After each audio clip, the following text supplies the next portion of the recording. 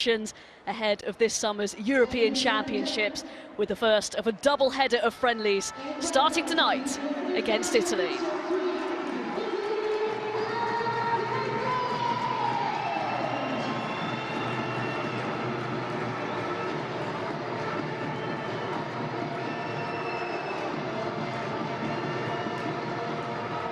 Before the football gets underway this evening, we'll pause for the national anthems.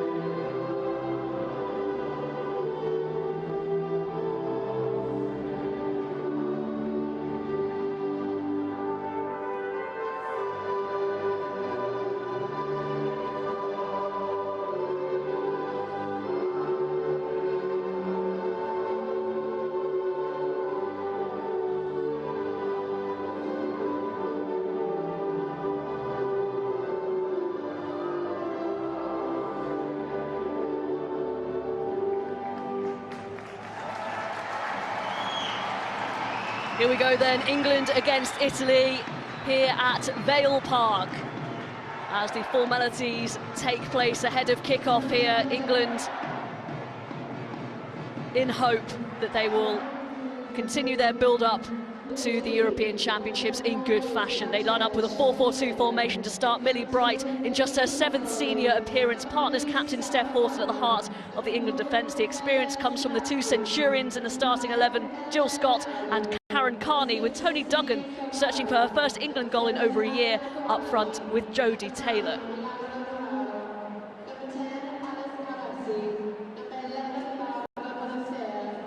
Italy aren't in great form themselves, with just one win in their last 6 internationals. Their coach Antonio Cabrini also plays their usual 4-4-2. Cristiana Girelli and Ilaria Maro have 11 goals between them in 8 European qualifiers.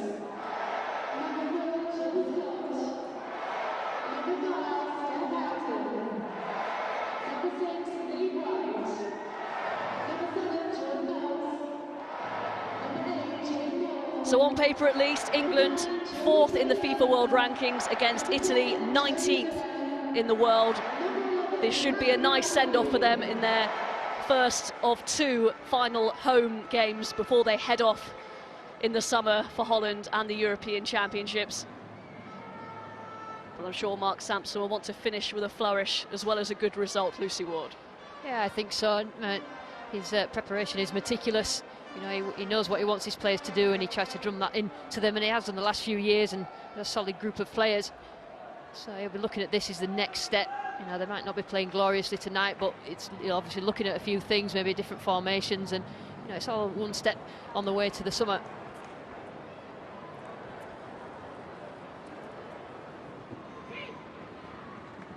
So we're about to get underway here at Vale Park. This, the 27th meeting between England and Italy, and England has some catching up to do. Just 6 wins in 26 games against the Italians, but they have won their last 2 against them both in Cyprus Cups, as Jordan Nobbs kicks us off here at Vale Park. England will face Austria on Monday, and they've just announced one final away friendly against the Swiss in June before the tournament kicks off in July, and they're on the front foot straight away. Taylor, overlapping run, here's Lucy Bronze. Nobbs with the cross in. Demi Stokes. Good positive start by England. Yeah, I think this is the way that England like to play, get the ball moving, and particularly the full-backs. You see Lucy Bronze get forward, and then at the end of that cross ends Demi Stokes. Not really a goal scorer, but you know, fast-paced, high intensity, and I think that's the way England will be playing, particularly in the summer. This marks Sampson's 50th game in charge of England. He was keen to stress that while he was absolutely honoured to reach that milestone, he wants to continue preparations, and that's the main thing he will be concentrating on this evening. But when you think about the last tournament England played in, the last European tournament at least, and since the managerial change came in, it's really only been mostly ups as opposed to downs. Yeah, it has, and it's a lot to live up to. The World Cup out in Canada, the girls did so well. And now there's a little bit of pressure on going into the summer. They were the best placed European team in the World Cup, so expectations will be that, you know, they can go all the way, and they all obviously think that as well, but I think that added pressure has a bit of an effect on players. Alice Parisi there, just miscuing a pass, throw into England. Lucy Bronze, England's talismanic right back, and of course for her club as well, Manchester City. Scott losing out in the challenge. Italy try and come away on the far side. Here's Bonancia. There is an England player down, but Italy play on. Bonancia with the cross, out wide. Here's Giuani. Back to Garma, who is urged to put it out, but she's going to play on. Here's Giuani again. Tried to take on Stokes, she's done really well. Giuani gets the cross in, it's deep. And it comes to nothing in the end. I think it was Jill Scott that was down, just took a knock on the last England attack, but you know, Italy are going to come here, they're preparing as well for the Euros. A solid 4-4-2 system that they've been playing for a while, so they'll be trying to get it wide, get the full-backs overlapped and get balls in the box, and just saw an example of that then. Bright, one of the less experienced England players, passes it to, of course, one of the most, Steph Houghton. Named captain in April 2014. Has been ever present since. Here's Nobbs. Bronze has made the run, well cut out. Some good footwork by Bonancia. I think what you'll find, Robin, is as Lucy Bronze bombs forward, you've got Jade Moore in the middle. She'll always be that protection in front of the centre halves and just make sure that they're solid and compact in that middle area. Well won back by England. Here's Jill Scott. Nobbs looking for options. She's got Carney. Here is Karen Carney. Lovely movement from Tony Duggan, but good defending.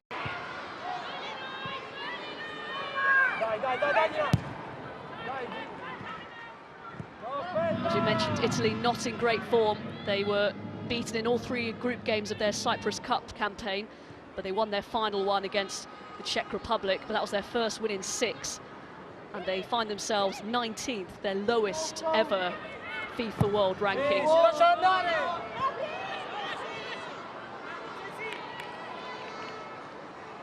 And Katja Schroffniger, the Italian goalkeeper, only her 15th appearance in a senior shirt.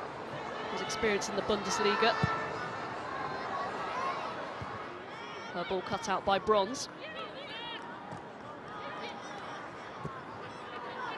More battling away with Girelli. Good challenge by Horton. Now here's Scott. Duggan. She's got Salvi for company. Oh, Duggan's done really well. Has she run it out? No. The referee says she had. I think he did. Very late flag there. Yeah, assistant referee on that far side. I don't know whether she spoke to the referee, but she did really well. They did get around, but you just see that the ball actually does go out. Toni Duggan having a bit of a tough time at Manchester City. She's seen her place taken by Melissa Lawley, who is in the England squad, not in the Euro squad, but in this squad for these two friendlies against Italy and Austria. On the bench, she's played a couple of Manchester City's Champions League games already this season in place of Toni Duggan. Yeah, I think Mark Sampson will want to see all these 23 playing regularly in this spring series, because to prepare them for the summer, and that's the problem. If you don't get in, you've got to be still ready for the summer. Scott tries to find the run of Bronze, does really well to get there in front of the Italian midfielder Bononcia there. Now here's Nobbs striding forward, looking for options. There's Moore. Lovely pass around the corner from Carney. Taylor crowded out. And Marrow isolated. It was good to see earlier a few crunching tackles going on. Jade Moore, who really ever step out of a tackle, but you know, these girls are fully committed. You know, they're in the squad. They don't want to get injured before the summer, but you know, they have to play these games as if they are actually in the tournament. Might open up here for Toni Duggan. She'll latch onto it again here. Here's Nobbs, scored in the She Believes Cup against France, which turned out to be a 2-1 defeat for England. Here's Moore. A little bit too intricate by England. It's away by Gamma. Well controlled by Girelli, who's checked by Moore. Free kick to Italy. That's the thing, when England are attacking Italy, you're going to be as compact as possible, defend well, and just limit the spaces on the outside of their own box. It's going to be difficult. England have just got to find the answer, play the ball quickly. Gamma tried to find Girelli. Good defending by Bright. It's into Siobhan Chamberlain, the most experienced goalkeeper in the England squad, with the injury to Karen Bardsley. This her 41st cap. The Liverpool shot stopper. First time pass from Duggan, really well taken by Nobbs. Now round the outside is Bronze. Too close to the goalkeeper. If you have a look at Lucy Bronze's heat map, where she goes on the pitch, she's always forward, she's always on the front foot. So if you're playing in midfield, you've got to cover her centre half, but she manages to do is she gets forward and gets the crosses in and overlaps. Goalkeeper goes long again. Black eye to go with it as well. Giovanni shouldered off the ball by Carney. Oh, that's a sliding challenge from the long legs of Jill Scott. Italy maintain possession. There's Salvi.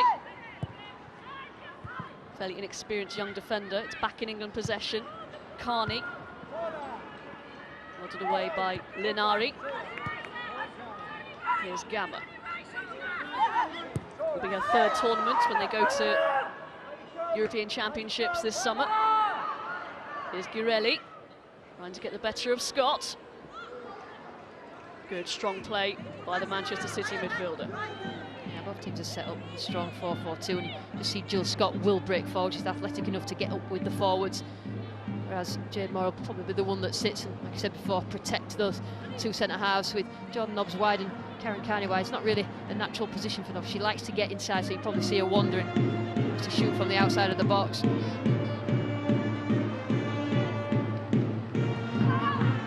Here's Karen Carney. Nobbs. Now Jade Moore. Lucy Bronze again.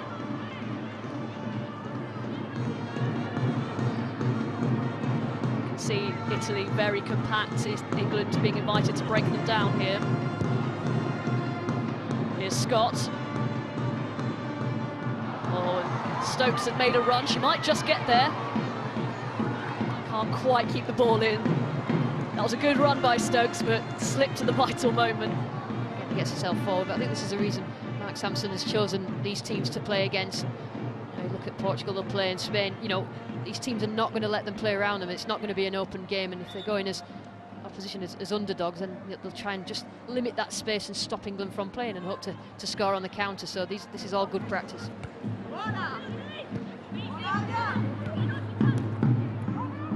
Here's more, nice movement from Nobbs.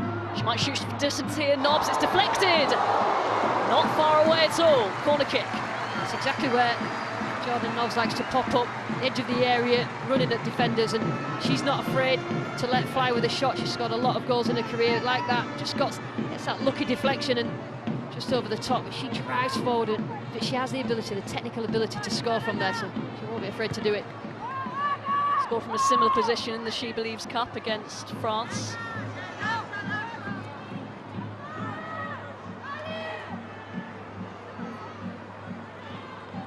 And it will be Nobbs to take this corner kick.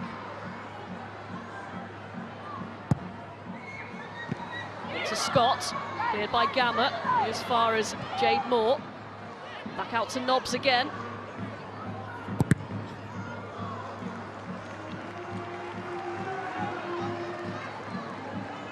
Nobbs had a bit of a heartbreaking World Cup, didn't she? She went over there and got injured. She'll really want to make up for it this summer. She's one of the standout players for England over the last few years, young player as well, and you see a lot of her in the WSL. Goal-scoring midfielder, like hen's teeth.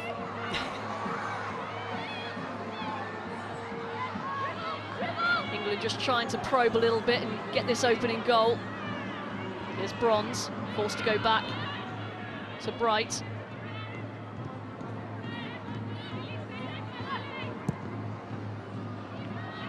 It's a decent looking ball. Taylor's in behind here. She hangs one up. Here's Duggan. Now Stokes. Back to Duggan. Oh, that's a lucky ricochet into the arms of the goalkeeper there. Good play down this left-hand side for England again. You know, this is sort of the pattern of play of the game. Italy be quite happy to forfeit possession, to maintain that compactness in defence, and England will see a lot of the ball. It's just up to them to unlock the door and get in behind them. They might just do it now. Carney, that was a good looking ball, good idea. Taylor applauds the effort. Not quite the execution.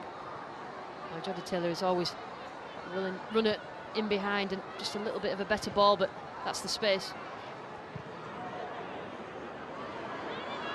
In the last few minutes, England have really monopolised possession. Italy struggling to string any passes together.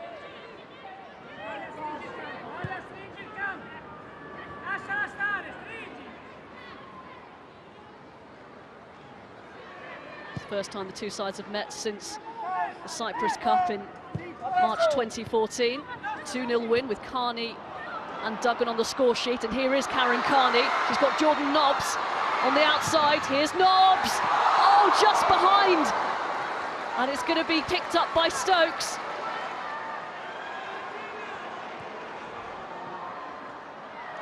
She's just run it out of play. The referee's given a corner kick. That was a goal kick as well. She changed her mind, yeah. That's a great piece of play by England. Carney straight across the pitch, and crossing by Nobbs was good, but she just got in front of it. Jodie Taylor, she wasn't coming onto it. She'd arrived a little bit too earlier. It is good play down that right-hand side, and Nobbs has been on the ball a lot at the start. She's come inside. She's not, like I said before, she's not really a right winger, so she likes to pick up spaces inside and drive at defenders. There's Giovanni, buffeted off the ball by Stokes. Elisa Bartoli. Benancia. With a little bit of play from Italy.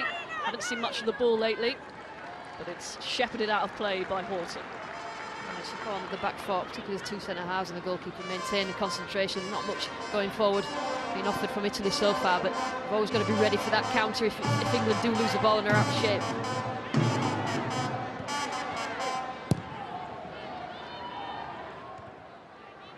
Linari gets ahead to the ball, but it's straight to Scott.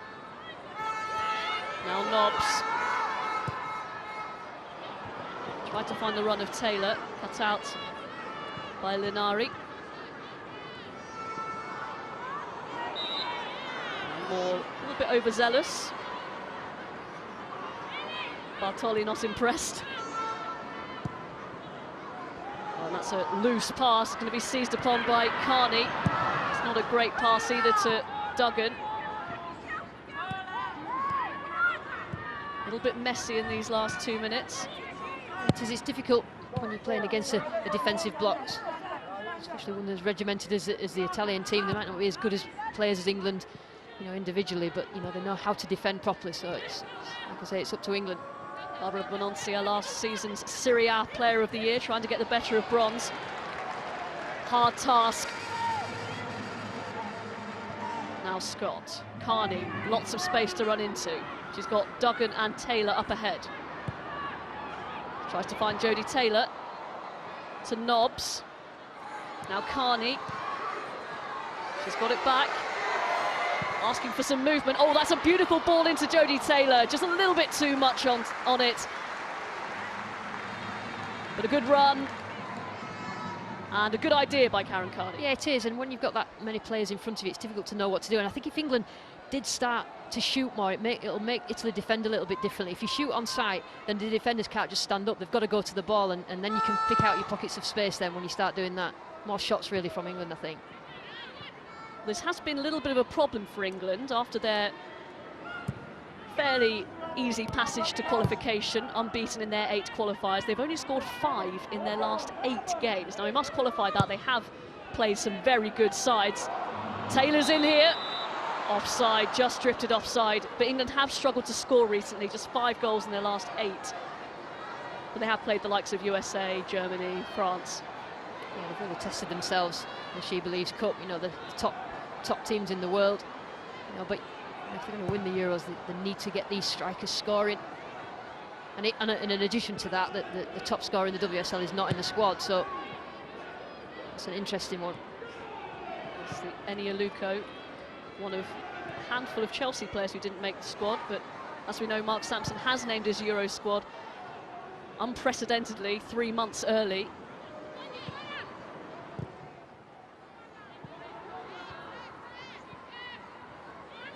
A few eyebrows raised when that decision came, but he believes it's the right one. I mean, it's his prerogative to do whatever, but I think there's pros and cons to that. That, you know, the spring series of the WSL was supposed to be a preparation and get players playing to earn their place in the Euros, and you know these players have now earned their place. The only reason they won't go is because of injury, so you know they've got problems there. And you know, I think he did make a strange comment about form not being important, which I don't think he knows it's important. I don't think it's his most important thing. I think he talks about the camaraderie in the squad, but that tends to think that he's picked players on character, or not picked players on character, which is quite an interesting, you know, it's not something that an international manager usually says.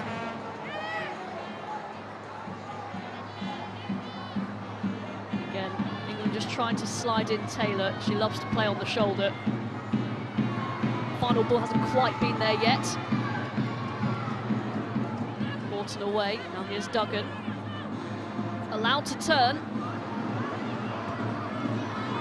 Just to find Jordan Nobbs, invites her forward, put out by Bartoli.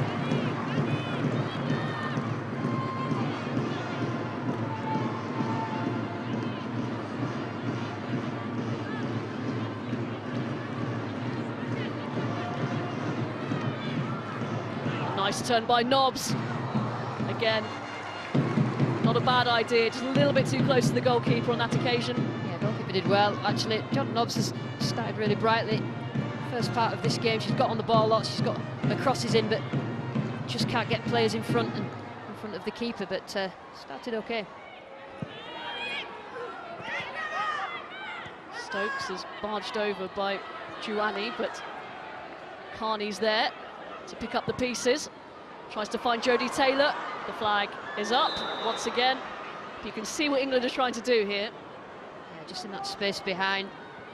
When it gets to the edge of the area, the Italians try to protect, but it's not there. Obviously, they're trying to defend a long ball, but Jodie Taylor does try to do it. It's good to see Jodie Taylor in the squad, and she's played all the way around the world and got lots of good experience, always been a good player, but she never really got picked under the last manager because nobody really saw her. But since Mark Sampson's come in, she's been brought into the squad whenever she's not injured, and I think the vast experience she's got of playing in different countries and different styles, and will help this squad. It's going to be a big spring series for her. Only 2 appearances for Arsenal last season because she was hampered by injury. And it sounds like today that Arsenal striker Beth Mead has undergone surgery for a broken collarbone, so she's going to be needed in the forward positions for the Gunners.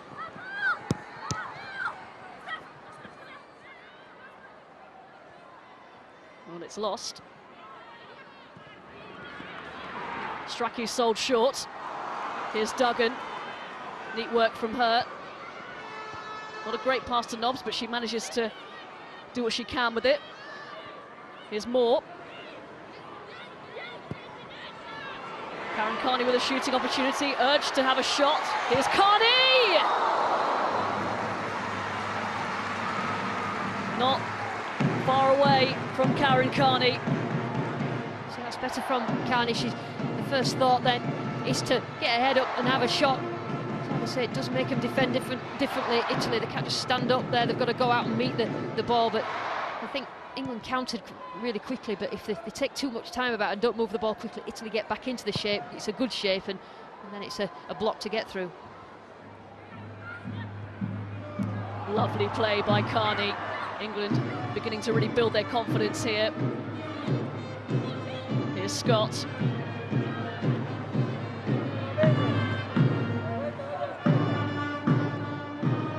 What a great pass by Horton. It's cut out by Bononcia. He's got Girelli in space here. Cristiana Girelli. Good work by Bright. Stood firm, stood tall, and England come away with it. Yeah, really Bright. It's a big night for her tonight, but she hasn't had that much to do in the first 20 minutes. But what she has done, she's done well. Technically very good, very strong player. Positionally, she'll learn a lot from playing next to Steph Horton, but she's had 2 great seasons for Chelsea and deservedly in the squad.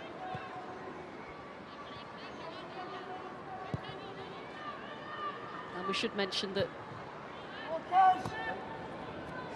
all of this Italian squad play in the Italian League, which is only 4 games left of it, and the England squad, of course, all in the WSL, which hasn't even got underway yet.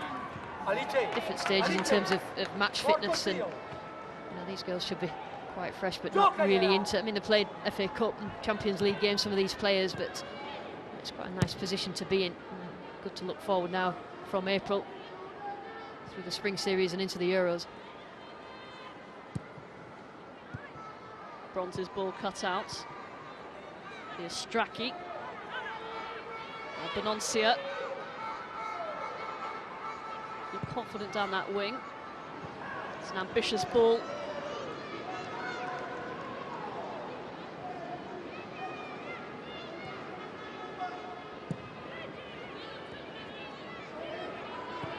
This is certainly a bigger test than the qualifiers, isn't it? But as perhaps a step down from the opposition they face in the She Believes Cup. Yeah, completely different to what they faced out in the States, but the Euros are going to beat what's in front of them, and Italy a good example of a team they may play. Here's Duggan, finds Bronze, trying to get the better of Strachey, deflected out for a corner kick. Again, Lucy Bronze going forward, she just forces Italians to defend and gets herself a corner, but that's a useful weapon. 2 fullbacks with her and Demi Stokes, useful weapons for England in that overlap. They haven't managed to capitalise on these set pieces so far, England. Really can be a useful tool. Nobbs again with the delivery. Aiming for the back post towards Carney. Well held by Schroffenegger. Seems to try and get players across all sorts of corners. I don't know whether that's where Nobbs intended the ball to go, but like you said, set pieces will be important, like they are in any football game. We mentioned England's group of Scotland. That's going to be a tasty game.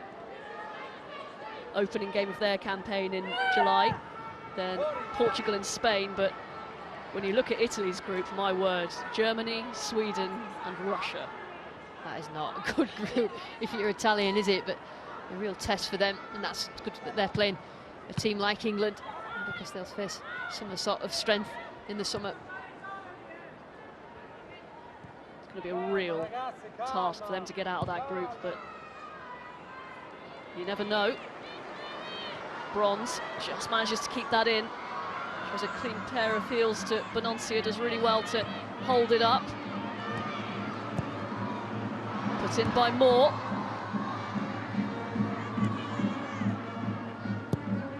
Italy looking comfortable from those crosses into the box so far. They've got good defensive shape, and quite a lot of the balls that are into them are in front of them, and you know, it's easier to defend when the ball's in front of you and just getting a head on a kick on it as a centre half. Cristiano Girelli sandwiched, but fairly according to the referee. Carney overruns it. Here's Scott. Nobbs to find Taylor, half cleared. Strachey with her head on the ball. Here's Carney. Will be latched onto. And Taylor opts for the... I thought she was running that out for a corner kick. I think she was, and then just as she was, got the ball kicked against her. That's unlucky. She smiled. There's nothing else you can do there but smile. That was good play by the defender, wasn't it? Experienced. And I think the way that England counter, they need to counter, get that forward pass, first forward pass quick, because when Italy are out of shape, it's difficult to be compact, and that's when England need to move the ball quick across the ground and get forward quicker on the counter, and it's not quite done that just yet. It's a lot easier for Italy, for instance, now when England are playing the ball about, to get themselves in shape and just cover the ball and defend when it's in front of them. Bright, hard challenge, but fair. Nobbs towards Taylor. It's taken off her. Giuani. There's Girelli, straight to Scott. Composed play.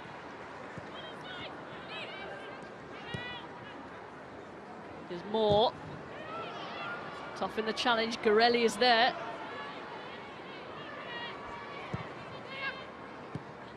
It's a good example of the different types of players England have got. Jade Moore is quite happy to just nibble around tackles all game. She's, you know, defend and make sure that she protects the back four. You know, they've got all sorts of different types of players in the squad, but it's just important to have people like Jade Moore who go about the job quite quietly and happily. But you know, she was one of the best players in the World Cup. Her 35th appearance in an England senior shirt. They've been rather spread out for Jade Moore. Recalled by Mark Sampson during his tenure. I remember her kicking me in training as a 16. She was 16 and she kicked me the first time in training. I was like, wow, she's still doing it. Yeah, she's got a bit about her. I'm not that old, you know.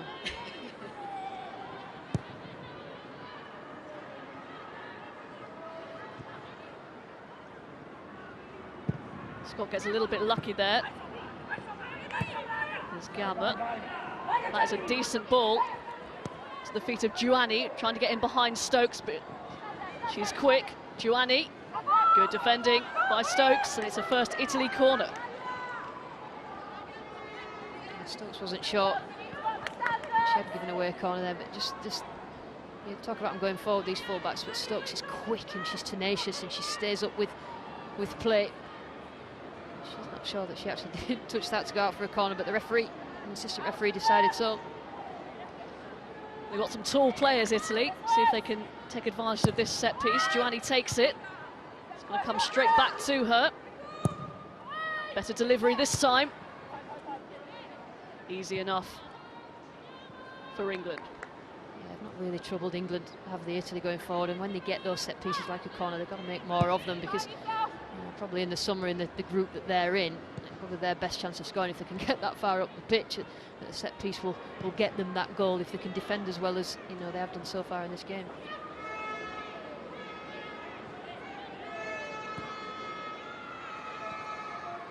England aren't in great form themselves, just 1 win in 4. But what a win that was against the USA in the She Believes Cup. Carney robbed. Juani, again, quite a lot of space down this right-hand side, goes for the early cross. Good positioning by Horton. A crunching challenge by Bright. And Parisi is in a lot of pain here. Heard that from here, that was a real crunching tackle. I think just Horton just knocked it in front of Millie Bright. So yeah, that's an awful, awful challenge. No, I don't want to see that again. This looks like a pretty serious injury for Parisi here. Bright, full-blooded, no intent. But this does not look good for the Italian midfielder. Just when you just poke your leg out like that and somebody comes into you really hard, it just... Oof. The referee actually gave a foul to England there. It's probably going to be a long stoppage now, I would suspect. It's a bad one for the Italian player. Bright down as well. And quite rightly, the Italians will take their time over this one. So the England players will receive their instructions from Mark Sampson. Just over half an hour played, Lucy. I think he'll be satisfied, or he'll want more from them? Yeah, I think he probably wants more from them going in terms of the end product going forward, but I think he'll be happy with the shape of the team, that the way they've played, the way they've got it out wide. It's all part of the process of of preparation, and you knew what they were going to come across against this Italian team, and they've just got to break them down and work out ways to do that. It's a good test. Well, Alice Parisi, just from the first viewing of that, we won't see another one. Looks like she's going to be out for quite some time. And of course they're going to be very careful with the way they move her, and some of the Italians, including coach Antonio Cabrini, look very worried indeed. Being on the pitch when you see something like that can't be good for you. No, it isn't, and because when you play, you don't think about serious injuries, you don't think about something like that can happen. So when it happens and you can hear it, which I heard it then, and their players will have heard it, they'll be able to see what the leg looks like now, and it's not very nice. It doesn't help with the mindset, put it that way. I'm concerned about her as well, but then you start thinking about yourself and injuries. And the Italian head coach is heading onto the field. And Millie Bright is also receiving some comforting pat on the back from her teammates, from her captain, Steph Horton. It was full-blooded. I think it was fair, not intentional. Both of them were going for it. But just off. For a player you've committed it as well, that's going to be bad psychologically.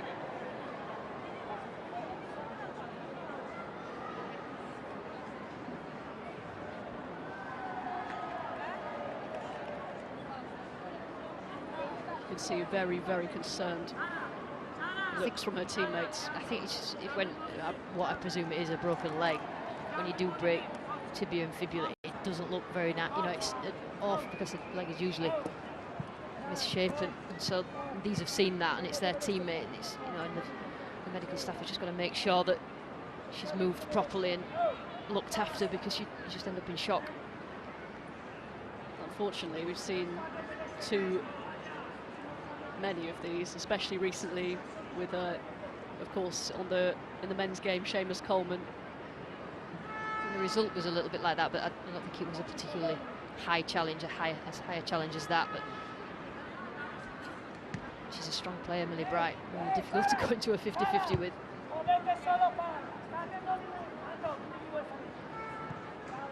You can see Millie Bright, she's come off because she had to receive treatment. And you wonder what's going through her head at the moment as well. She's a really tough player, but it's just the last thing that you want as a player is the opposite number in a tackle ends up like that. And it's difficult to deal with. Nikita Paris with some words for her there.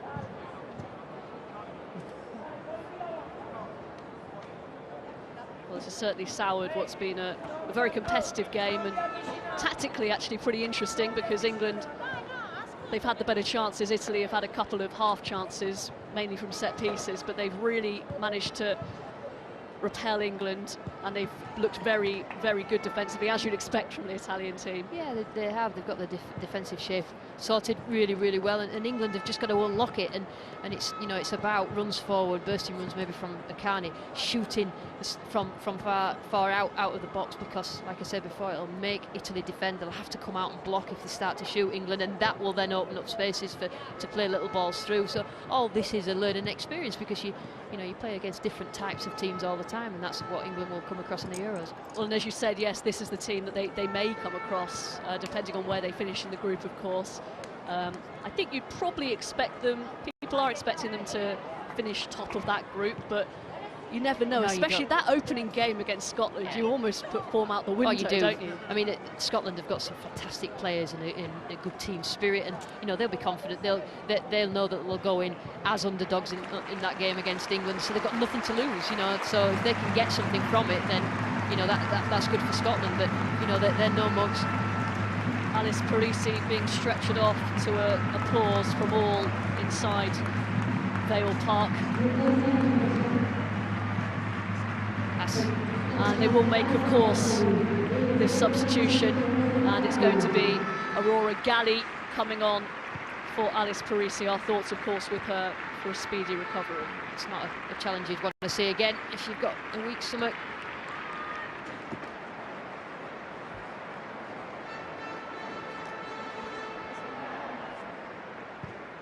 Alice Parisi off then, and Aurora Galli on in her place, just her 13th appearance in a senior shirt. So there will be a significant amount of stoppage time here. We'll just have to see how both sets of players manage to carry on.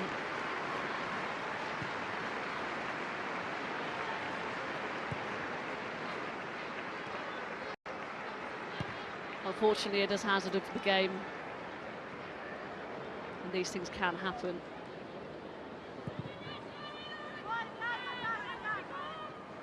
England just need to get their heads back on this game and just think about what I would call being a little bit football bright. Take quick corners, take quick free kicks, and don't make it predictable the way you play for these Italians. You're going to move them around, make them think, because at the moment they've defended quite well, and it's been a little bit easier for them than they probably thought. Here's Bronze, now Scott. Here's Stokes. Millie Bright back on the field. Here she is.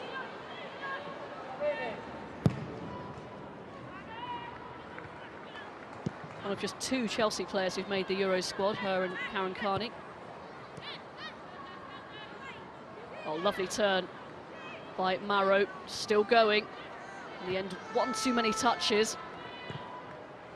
It's a good slide rule pass from Carney towards Duggan, well read by Gamma.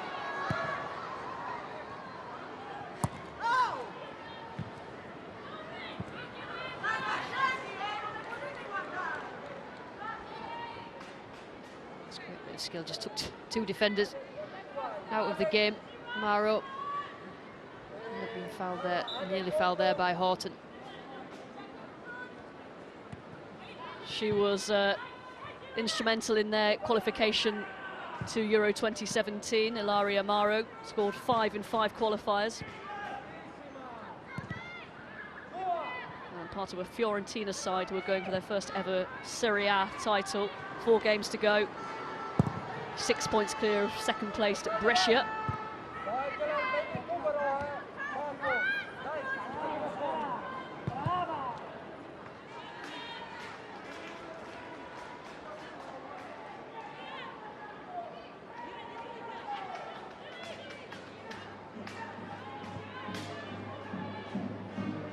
Some interesting thoughts from Alex Scott, who is in the Euro squad but not in this one because of injury. That she said she actually thought that it's going to be harder to medal at the European Championships than the World Cup because of the style of play of the European teams. She says that you get some very open teams in the World Cup, sort of tactics that you don't usually get in Europe. Yeah, and you see the pattern of the game will probably be similar to this as well in probably a lot of England's opponents in the summer. So I think that's obviously why the team like Italy have been chosen. But you know, it makes England think, you know, how they're going to play, what's you know, they split the game into parts and how they're going to start and finish. Lovely touch by Carney. Invites Stokes to come forward. Carney perhaps could have had a shot there. They'll settle for the corner. Yeah, more confident in the Carney can score goals. Try to play Demi Stokes in. Forces another corner. I think England will relax if they can just get that goal, but it's easier said than done. Nobbs once again with the flag kick.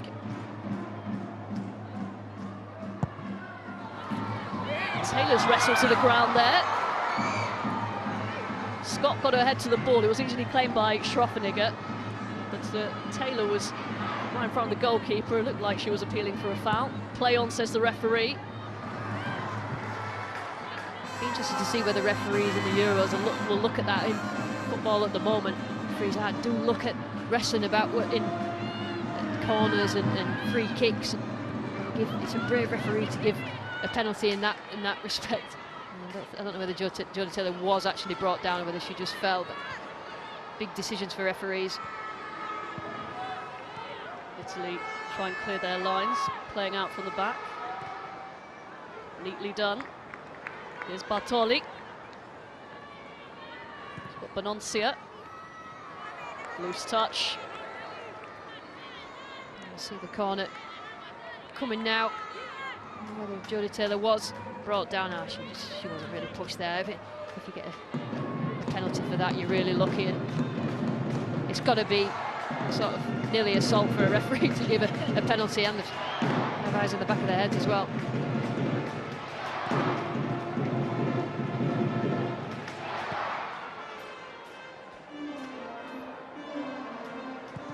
Horton goes long.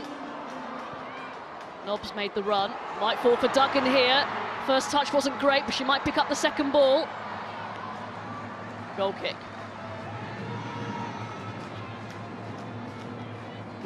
We understand Alice Parisi, the Italian midfielder, has been taken straight to hospital. And of course there will be a significant amount of stoppage time at the end of this first half.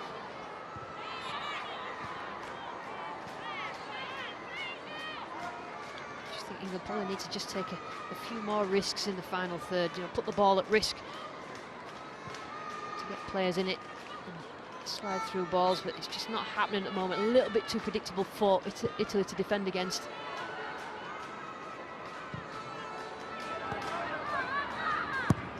Gamma for Giuani, claims a foul off Millie Bright.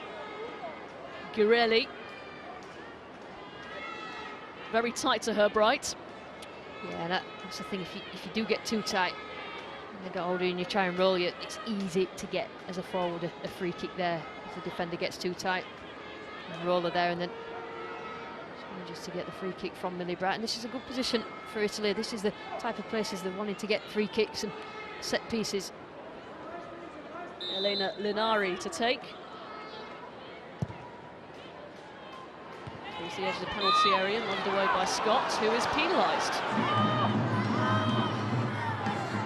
She can't quite work it out. Jill Scott, the thing about Jill Scott is she's about 20 foot tall, so she can manage to get all the limbs wrapped around you while she's marking you, and if she tried to lean across and she just leant on hardly a free kick there, was it? But this is a really, really good position for Italy. It's like Cristiana Girelli will take.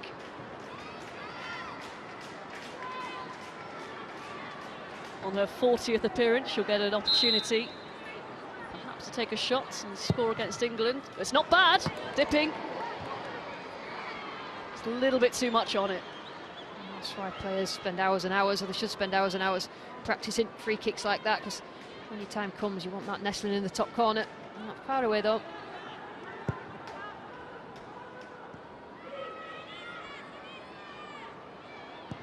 It's Bright. England have threatened the Italian goal, but Schroffenegger, the Goalkeeper hasn't really had a save to make. Here come Italy, Giovanni. Second bite of the cherry. There's Mauro. Good play. Garma. Neat feet. Good defensive work by Scott. And Galli puts it out for a goal kick. So that's a problem Italy have got when they get bodies in the box like they had then. The last couple of bits of play, they've got to get a good ball in. It's just a waste now. Now they're back into the defensive shape and hoping for another counter.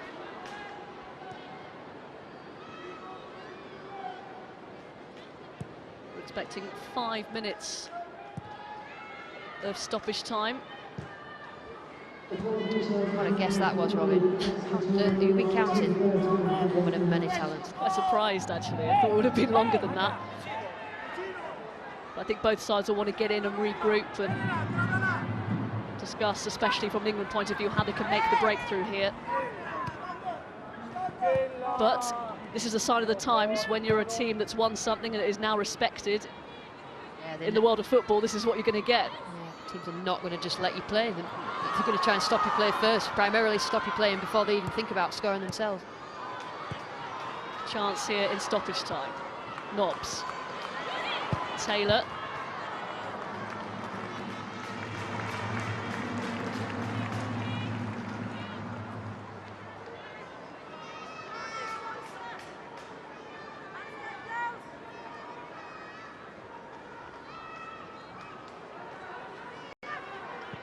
Bronze with the throw, finds Duggan, well, that is neat. Back to Nobbs! In the end, a touch from the keeper. It's probably the best effort England have had in this first half. Yeah, Schwarzenegger's done really well this half and ended it with a terrific save and a little bit of good play by Duggan. Ends up. It's a terrific left-footed strike and the keeper equal to it. She's had a good first half so far, Italian keeper. She's actually only one of 2 players in the squad who play in the second tier of the Italian football Serie B. As we see the referee just having a little bit of a word. Taylor and Gamma having a bit of a set to once again from this corner kick. Nobbs again with the delivery. Oh, it's poured away by Schwarzenegger, only as far as Carney. Here's Stokes. Towards Duggan, touched on, good save by Schwarzenegger from Taylor. Ball still alive, Schwarzenegger again is there, and defence clears it up. Italy have their goalkeeper to thank really in this first half. Yeah, definitely. I mean, it's a good save with the feet then, but just a little bit of an improvised second save. But she stood firm so far. Can England make the breakthrough late on in this first half? Good intricate play towards Carney. Here's Demi Stokes. Trying to carve out a crossing opportunity, perhaps. It's good defending from Italy. Just as soon as England even think about taking an extra touch in the box, they straight on the bodies in front of the ball, trying to stop any strike on goal. What a ball from Bright. Bronze's touch lets her down a little bit. But you can see modern managers wanting their central defenders to be able to do that. Really stretches the play and drags the Italian defenders out to that right-hand side. Good spell this by England. Here's Moore. Back to Bronze.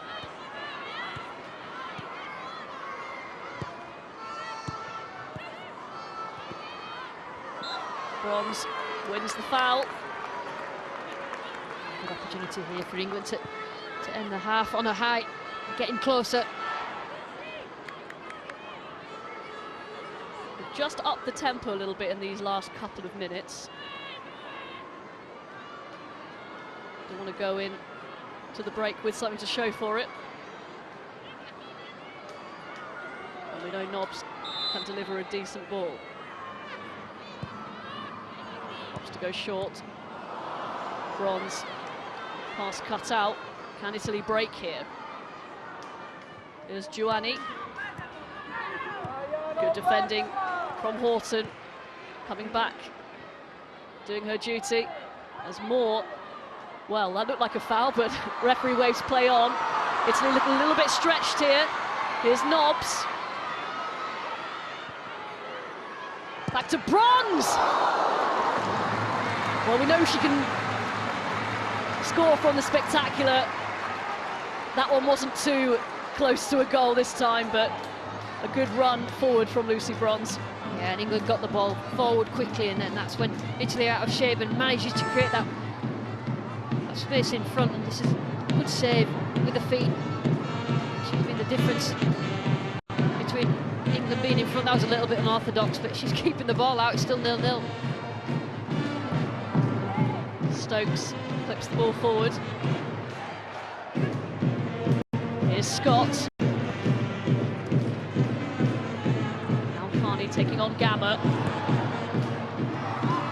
Teasing balls. Taylor, minimal backlift, too close to the keeper once again. That's what we like to see Karen Carney doing on either wing, left or right. A few step overs and it opens up in front of her, and that's a clever little ball into Jodie Taylor.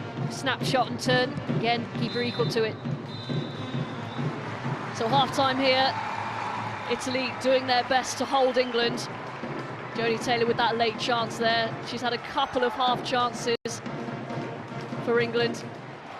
And of course that horrific challenge in that first half will be the main thing that these players remember as they go in to half-time.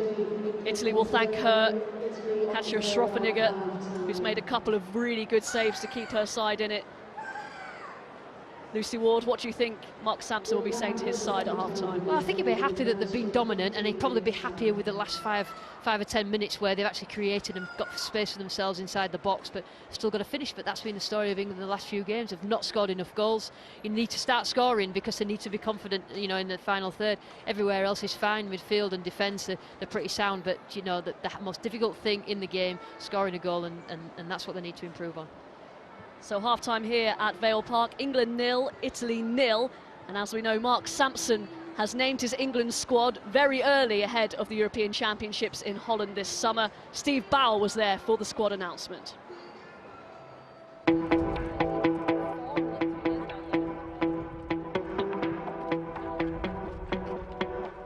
Mark, you've got your 23 players. How difficult were those decisions to get it into that squad? I mean, difficult calls always, mainly because you're disappointing players who aren't going to make the cut, and this group is a very together group. There's a lot of care between people, so it's always hard when you have to tell people unfortunately they haven't made the squad when they've put so much effort in over the last 2 years to try and make it, and you know how much it means to them. But also, on the other hand, you've got 23 players who, you know, we're confident can go to Holland in the summer and do a job for us. So I'm excited to name them and start working closely with them now to make sure we do all we need to do to make sure we're competitive in the summer. 19 of them were with you at the World Cup in Canada 2 years ago. Is that an important factor in terms of experience and belief? Absolutely. I think that was part of the consideration. We've got a group of 23 women here who've probably been together for the best part of 2 years, which means you can start to develop that strong sense of togetherness, the understanding of what you need to do in pressurised situations.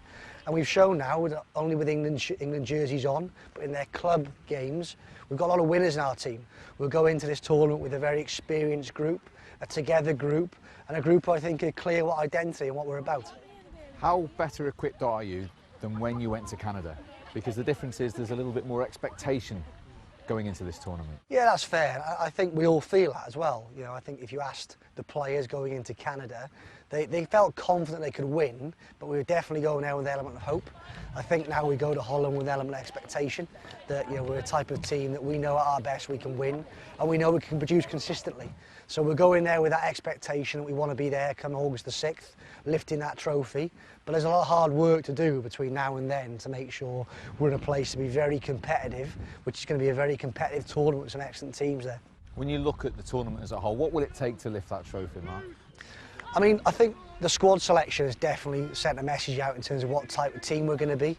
That mental resilience, that toughness, you know, that you can hang on in games, you can stay in games, you can concentrate for the duration of a tournament. Because as you know, the longer you go, the harder it gets. And most importantly, the capacity to be a great teammate. And I look at these 23 women we've got, you know, they're going to be bringing the best out of each other, challenging and pushing each other every day to make sure our standards are consistently high. And to win, that's what it takes. The details, the small margins make the difference, and I'm sure this team will be ready to make sure those details go in our favour. Is that one of the reasons why you've announced it now, to sort of embody that spirit in the time between now and the start of the tournament? That's definitely one of the reasons. I think when you look at why we've made this decision, you know, the positives far outweigh the negatives, and this group of players now, luckily we've got a camp. We can be really clear now that, look, this is where we are now, this is where we need to be come July the 19th, and the players will be working hard this camp and working exceptionally hard over the next 2 months to make sure we're ready for that day. And I think prior to 2015, we weren't in a position to make this decision, but we are now because we feel we've got this trust of the group. And with our group, in football, you're always getting this huge element of competition. And I think if you're getting that external drive, I've got to work hard because my teammates pushing me, it's great. But the most important drive is that internal drive. And I think with the security of the players knowing that they're trusted, they are the ones who've been selected. No one else is going to win this tournament for England other than these 23 women. Yeah, I think they'll build a lot of confidence on the back of that security and work even harder now they know they're part of this team and they're going to have to live to the standards we expect them. How does it make you feel as a manager when you see the belief and the togetherness that those 23 players have got? Well, it gives me great confidence, and it was one of the key criteria for selection. If I look at what it's going to take to win in this tournament this summer, we've got 6 games we've got to navigate and find a way to win each of them to make sure we're there at the end lifting that trophy. And what this team can do is they can find a way to win. In those games where you're not at your best, you've got to refuse to go home. You've got to accept you're not playing well, manage the game and stay in the competition. This team have got great experience of finding a way to win. And if I look at all the best teams in history, you know, they have a record of finding a way to win. I reflect on the experiences we've had, and we know that if of those 6 games, if we can play our best for 3 of them, you will win 3. But in the 3 where we're not at our best, we've got to find a way to win, and confident this group of players will do that. Given the FA investment in the women's game, given the figures that England-Germany got 2 years ago on television against Canada, how pleased are you that this is available on terrestrial television for all the England fans to watch? Yeah, it's huge. And you were with us in Canada, Steve, when we felt that sense of excitement and momentum building back home, but the challenge of the kick-off times, and it was incredible to reflect back and think how many people stayed up to watch our games. But now with 7, 8, 9 p.m. kick-offs, you really open a window now to people who didn't have the opportunity to watch this team in Canada. But our responsibility is to get them excited, get them off their seat, get them behind this team. So we're delighted that Channel 4 have taken the option to support the team and be with us. We're delighted to be working with them to make sure that everyone back home will get the chance to watch our games. And we want to make sure we can make it a special experience, not just for these players, but every single supporter, because wouldn't it be special if England could win a major championship in football and people have the opportunity to be part of it by watching the games either live in the stadium or back at home. And that's our vision, that's our dream, and we're determined to go to Holland and try and make that happen.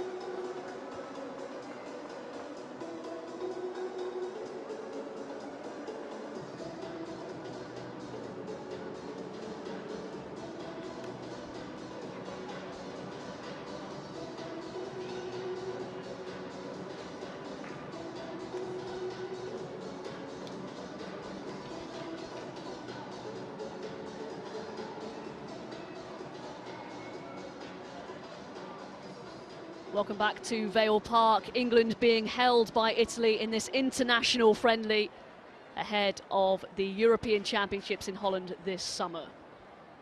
0-0 at half-time. England with the lion's share of the chances and possession. Italy holding firm as they make their second substitution. Cristiana Girelli making way for Valentina Chernoya. Their second sub, because Alice Parisi, their central midfielder, suffered a terrible injury in the first half. She has been taken to hospital. But it looks like her participation in the European Championships is in serious doubt. Here, England have 45 minutes to try and break down this organised Italian side in the first of 2 home friendlies before they head off for their journey at the Euros.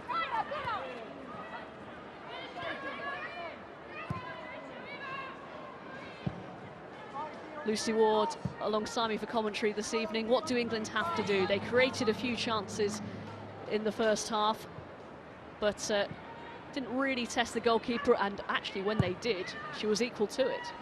Yeah, I think England were just a little bit lacking in particular ideas around the edge of the area, and what needs to happen is a little bit more movement and commit the defenders from Italy so that they create the space.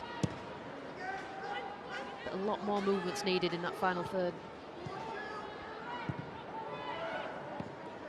Chanoya, good touch on the chest.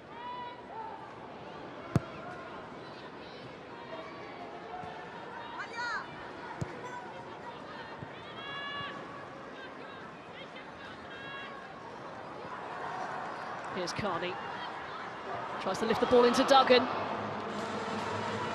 Half a chance there.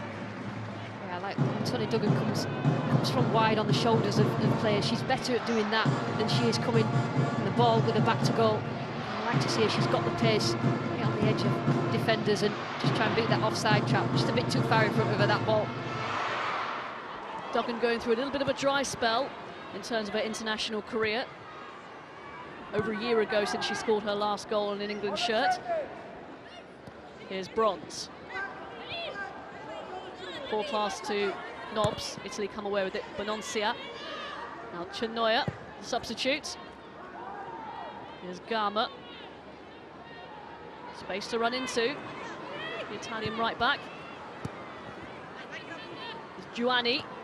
Neat feet.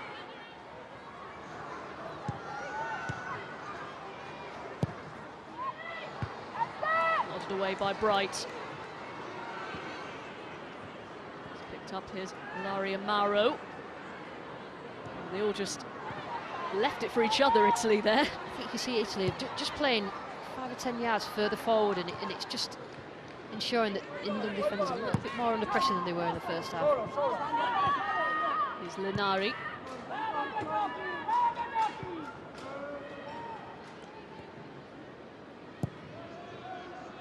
Yes, Katja Schroffenegger, the Italian goalkeeper, made 1 or 2 vital stops in that first half to deny England.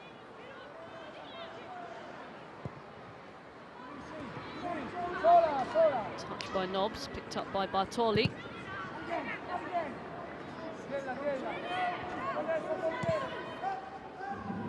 Duggan to close down.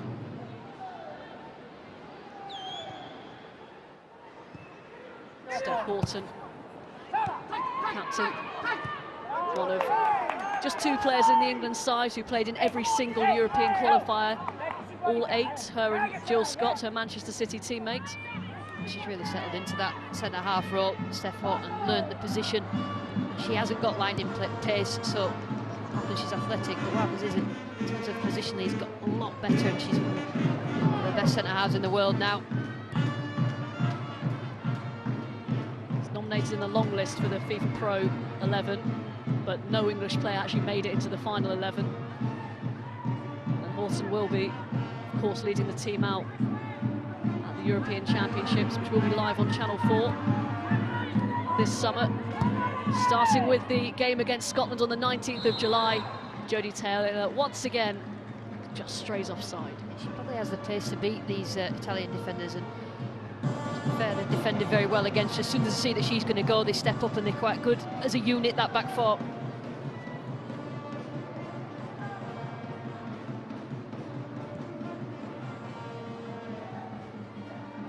Houghton with the header away. Here's Bronze. Lots to look forward to for the Manchester City contingent, of course. A couple of weeks' time they'll be playing the Champions League holders in the semi-finals of the competition. Lyon, first at home and then away. And of course also City into the semi-finals of the FA Cup. They'll play Liverpool. The other tie will see Birmingham against Chelsea. Those ties take place on Easter Monday. So although the league season hasn't started in earnest for these WSL 1 players, still playing in cup competitions.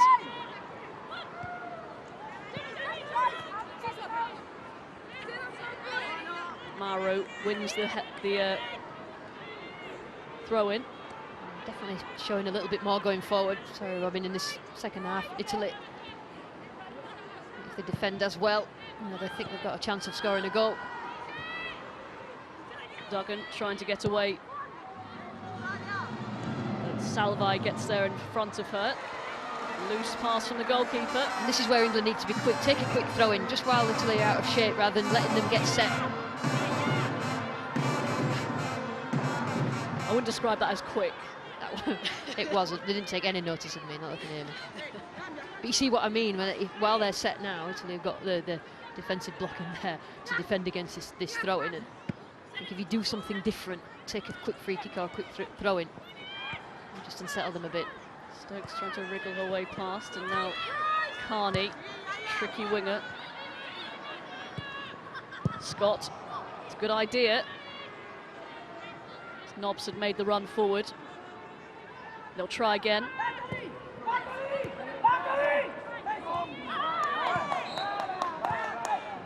Chenoya wins the foul. Jane Moore, they're just a little bit late, just caught the ankle. Just a little bit.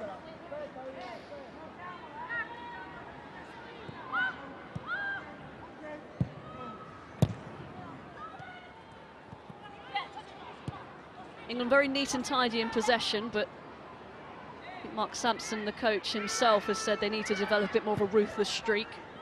Yeah, move the ball quick, get to the edge of the area in 2 or 3 passes, or even 1 or 2 passes. Salvai does well to win the throw-in. Because England have got the pace in the team. You know, they've got Carney, they've got Duggan, the overlapping from Stokes and Lucy Bronze and Taylor, so they have got the pace to move the ball up the pitch quickly and get them in behind. Turn this Italian defence around, because at the moment they've had it quite easy. And Ilaria Mauro seeing a bit more of the ball now, the Italian number 9.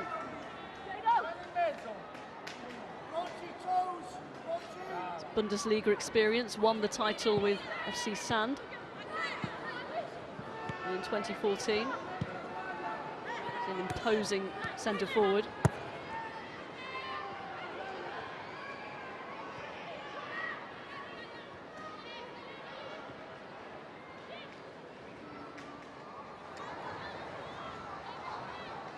It's been a quiet night for Siobhan Chamberlain so far.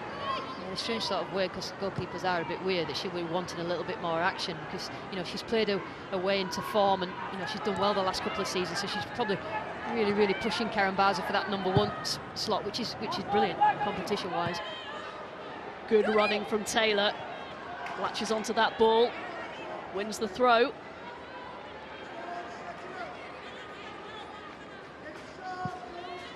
See what I mean by the laboured, you know, take a quick throw in. You don't always have to set up for the throw in, because catch it to the unaware. Bronze. Taylor will try and keep it in. Flag stays down. Might fall here for Scott. Now Nobbs closed down. Now here's Moore. Intricate play. Here's Jade Moore. Lifts it in towards Scott. Little flick. Bronze. Now Scott again. I'm trying to work something here. Lucy Bronze gets the cross in. Carney.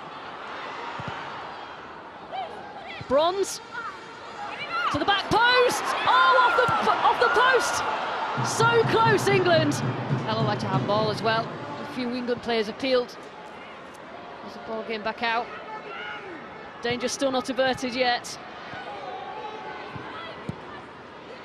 Carney in the end gives away possession.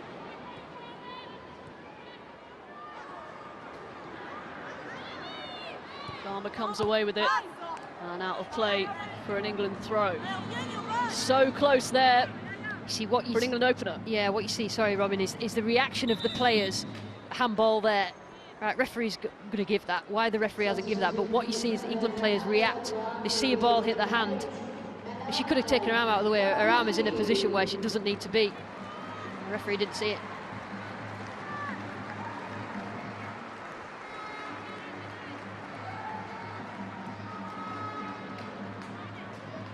So a third substitution for Italy, Alia Giuani off and Melania Gabbiadini on. Now England will have to watch out for her, Italy's most experienced player in this squad. Big sister of Southampton striker Manolo. 4 times Serie A Player of the Year, Melania.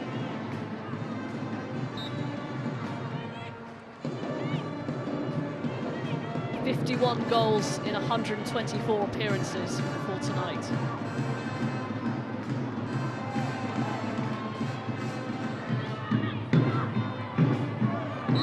Bartoli tripped by her opposite number. Lucy Bronze has just made it an Italian challenge on an Italian player. That's the sort of thing she needed to do something there. They ended up tripping in the end. The referee sees that. Well, she didn't see it in slow motion like we do. But she had all the space in front of EC. The referee's got gloves on. She's obviously never been to Leeds if she's wearing gloves in Stoke-on-Trent. It's close enough, isn't it? Geography was never my strong point. Chenoya with the free kick. Eventually cleared by England. Here's Nobbs.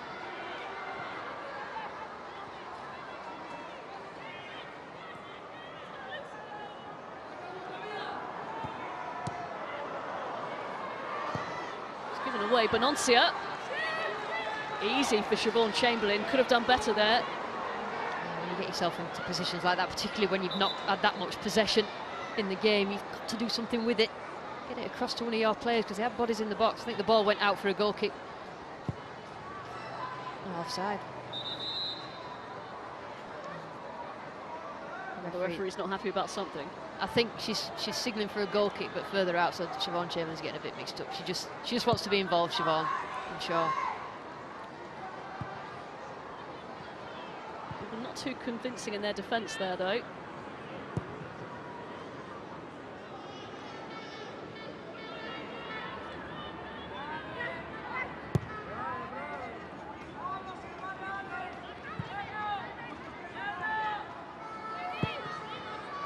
Stokes towards Duggan.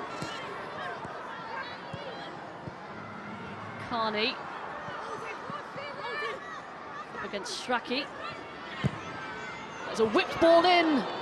Excellent delivery, just ahead of Taylor.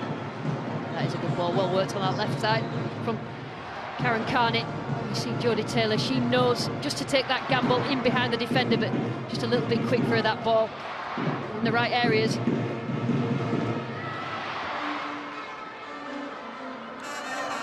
Gabbiadini.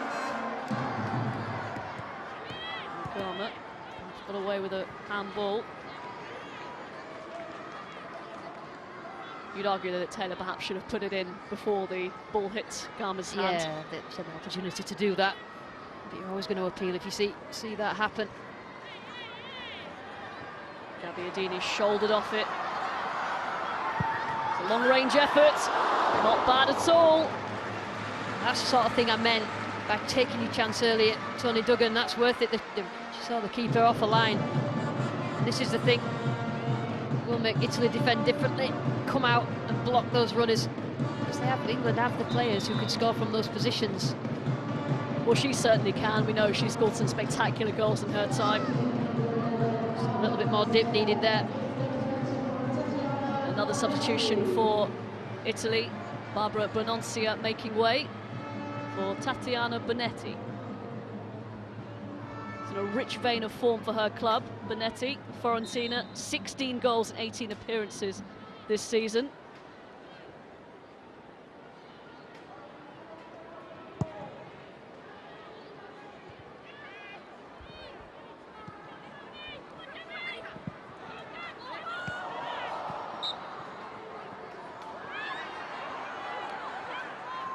The referee's given a free kick for pushing. The crowd were appealing for a handball from Gagliardini, but blew a whistle. Everybody was pleased until she gave it that way.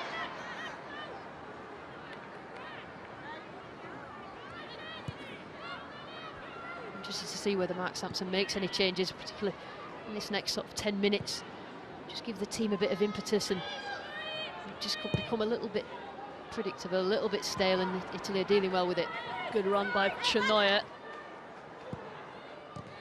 Galli tries to find Chenoya again. There she is. Early cross in. Might fall for Strachey. Ambitious and well off target.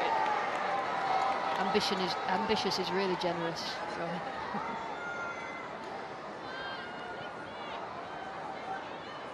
It's interesting that Mark Sampson hasn't made any substitutions. I think he said in his pre-match comments that he is going to treat this as if it's a tournament game, so perhaps with that mindset he wants to play by those rules. Yeah, and he's confident in the ability of his players that they can keep going, whether they score in the first minute or the 91st minute, that they will get that goal. Comes Lucy Broms to poke it towards Taylor. Well defended again by Linari. Well, Galli's given it away here.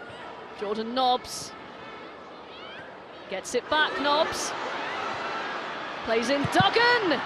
Good block by Gamma.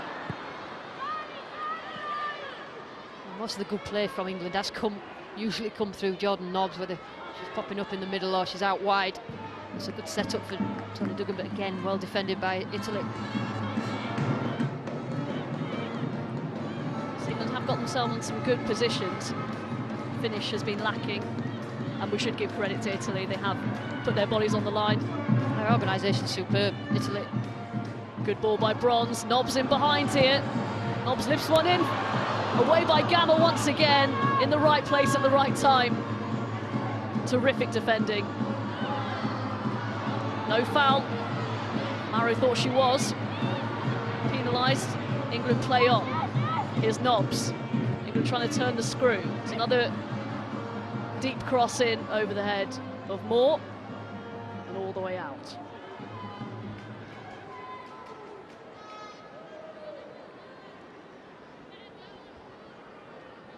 Well, that was an essential header, wasn't it, with Taylor lurking at the back post. Gamma was there. They've done all right, like I say, they've organised well, and when the ball's come in the box, defended it well, just got rid of it. But England will just keep pressing, keep plugging away. And that means a change in personnel or formation. And I'm sure they've got a lot of that up the sleeves in terms of being able to play different formations. We've seen them do quite a few. Another chance. Tony Duggan's in. Couldn't quite collect. Italy come away again. Well, it's missed by Horton. Here's Galli.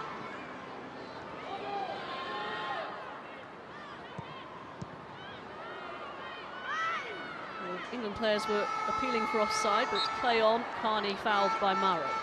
Did look offside, but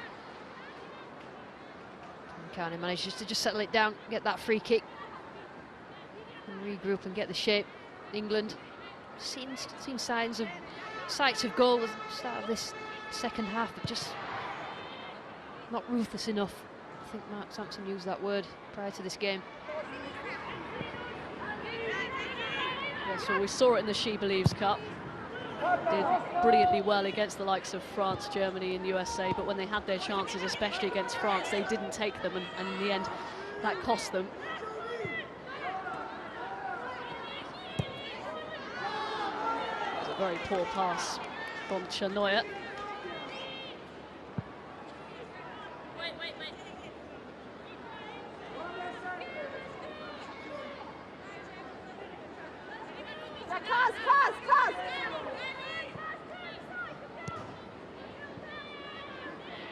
Here's Jill Scott.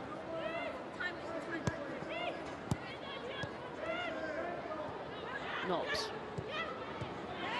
Try to feed Duggan. It's a little too intricate with this organised Italian side. Looking so composed defensively. All that's given away by Maro, and that is a cynical foul by Bartoli. She knew exactly what she was doing, pulling back Tony Duggan. Italy knew, and this is what we've been talking about, they countered quickly, England, and Italy knew that they were all out of shape, so somebody had to take a booking to ensure that England didn't have the numbers over, because this is where England are dangerous, and Italy know that, and it is actually good defending. I think the manager will be pleased with that.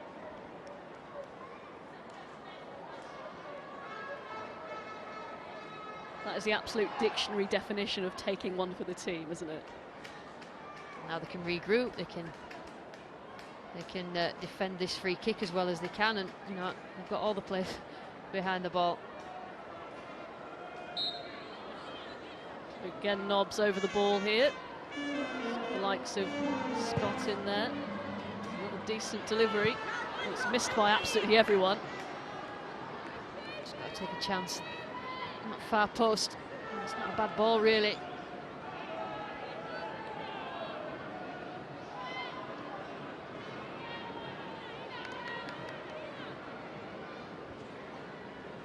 So another Italy sub about to come on.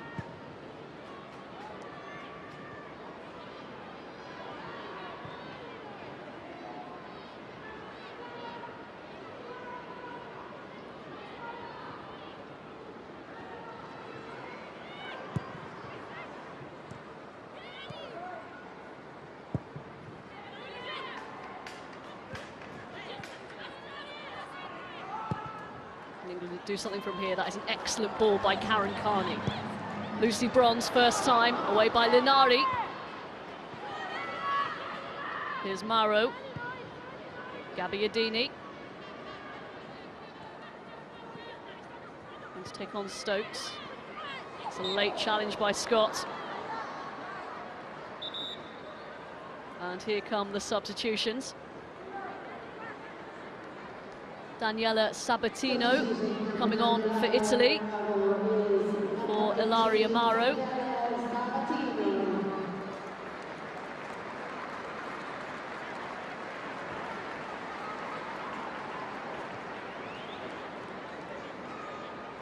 She's worked hard, the number 9, hasn't she? Yeah, just fresh pair of legs. Yeah, just have a little bit lonely that when you play as defensive as possible. I think they can score. It looks like Farrah Williams is coming on for England.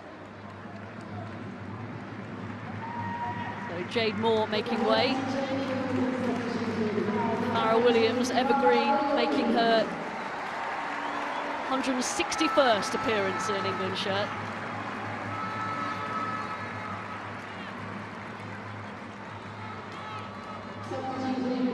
And Demi Stokes coming off for England.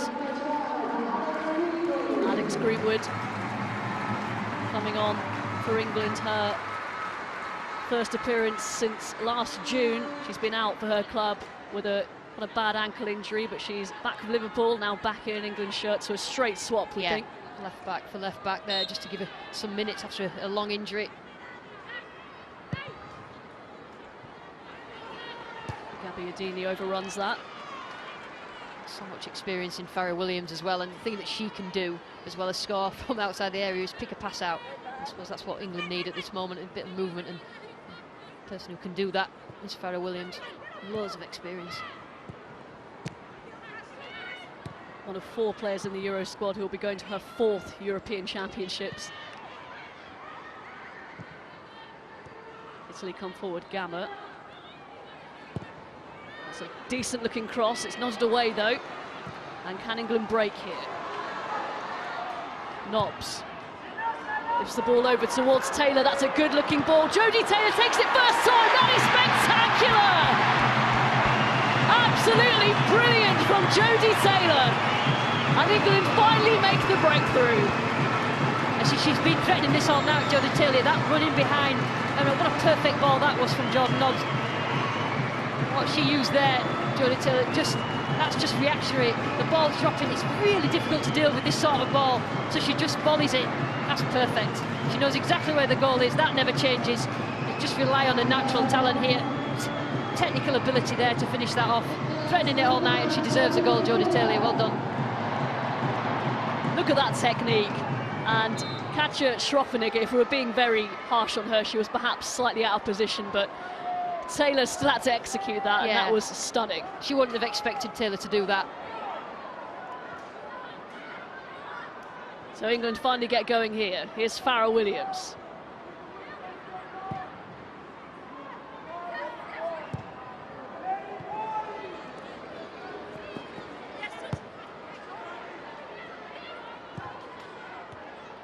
It's nodded down by Taylor. It might be picked up here by Duggan. Tried the clever little back heel towards Carney. See what a goal brings, just confidence. Great knockdown by Jill Scott, really opened Italy up again.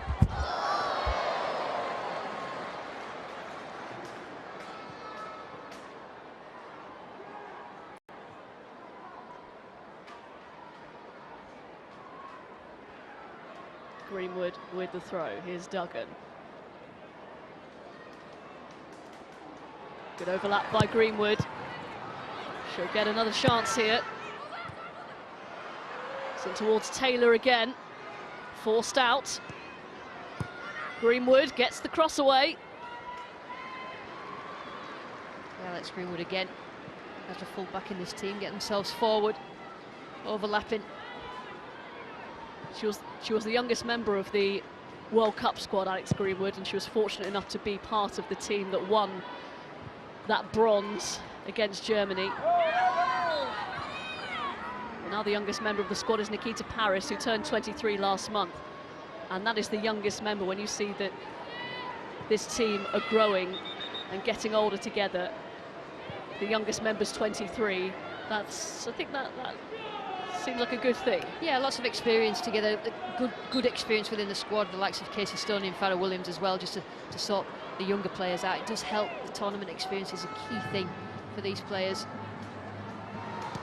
Good tracking by Bronze. It's quite interesting to note, Robin, that just before England scored, Italy got a bit brave and they were committing more players forward because they thought they had a chance of scoring. A little bit of motivation and encouragement by England, really, and they thought they could get that goal. They've conceded for a great goal by Jodie Taylor. And a quick throw in towards Nobbs. Taylor tried again for the volley, didn't quite catch it well enough, and it's into the arms of Schroffenegger. Play again. Nobbs just goes beyond defenders, just didn't come down quick enough. Jodie Taylor to get a strike on, but she's technically capable of things like that, because we've just seen it. Bit of a mistake there by Greenwood, allows Italy in. Gabbiadini with the cross. Oh, it's touched onto Chinoya. Oh, deflected and in. Italy equalise. Some suspect defending from England. Greenwood switched off. Horton, clearance straight to the Italian Chinoya. I think it got a little deflection on its way in, but it's England 1, Italy 1. It was a good strike in the end, but you see what happens, you've just got to make sure you concentrate. Gabbiadini down that side, just wasn't cleared far enough. I think it was Steph Horton, but that's a terrific finish that Siobhan Chamberlain could do nothing about, right into the side netting. But Italy, like I said, they've committed more players forward. They believe they can score against this England team. Game on.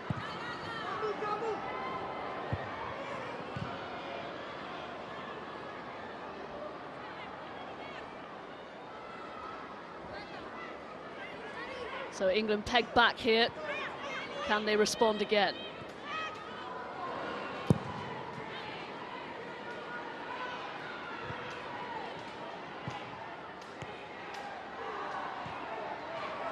Here's Sabatino, dispossessed.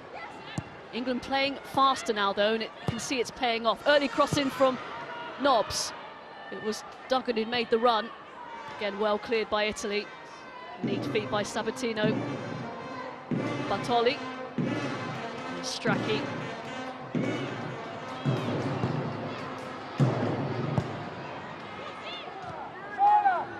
Good touch by Sabatino. She's pulled down by Williams. England a little bit frazzled here. Yeah, a wily campaign. Gabbiadini down that right-hand side. I think she just got past Alex Greenwood prior to the goal being scored, and that little bit of experience and putting a good ball into the box had created that chance for Italy, and now back all square, and it's another problem for them to deal with. You know, they should be winning this game with the chances created, but always work out like that.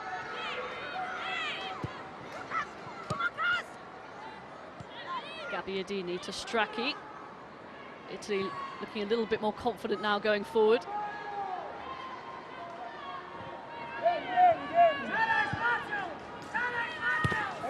Good challenge by Nobbs. She's done well, Jordan Nobbs. She's always on the front foot, always looking to play players in and get 1-2s from them and create something. Well, she made her debut against Italy in the 2013 Cyprus Cup, a goal-scoring debut. I'd like to see her get another against the Italians. She has been excellent this evening, pulling the strings for England.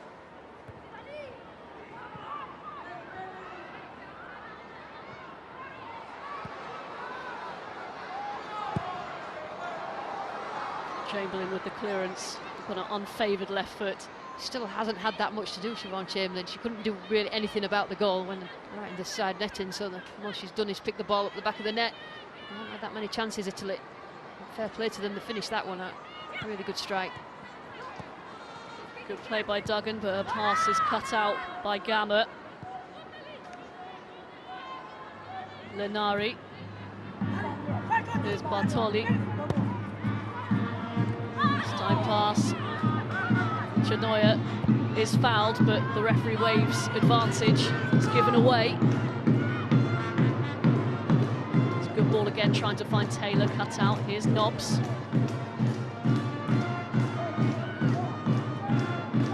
Williams, excellent ball. Touched by Carney. Here's Nobbs. Can she deliver another teasing ball? It's away. Together with Williams. Chenoya wins it.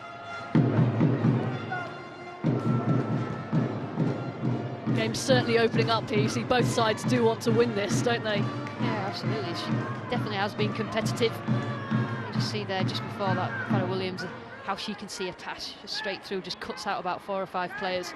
That's the quality she brings to this England squad. Horton's pass cut out. Here's Carney. Duggan. Nobbs. Carney will get there. That's a good challenge by Bartoli. Got a little bit lucky. Goalkeeper alert.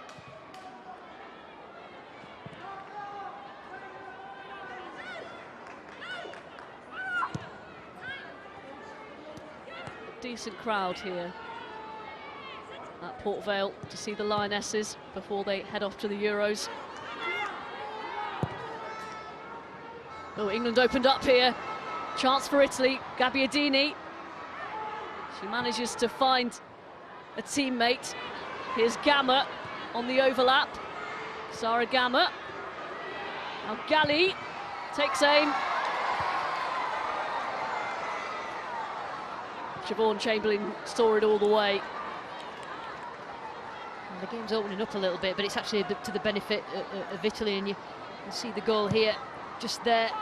Gabbiadini gets past Greenwood, who seems to hurt herself, get a little bit of a knock, but it just leaves a load of grass in front of Gabbiadini, picks out a pass. It's that strike. Siobhan Chamberlain's going to get no anywhere near. Good anticipation there from the goalkeeper, as Duggan was striding forward.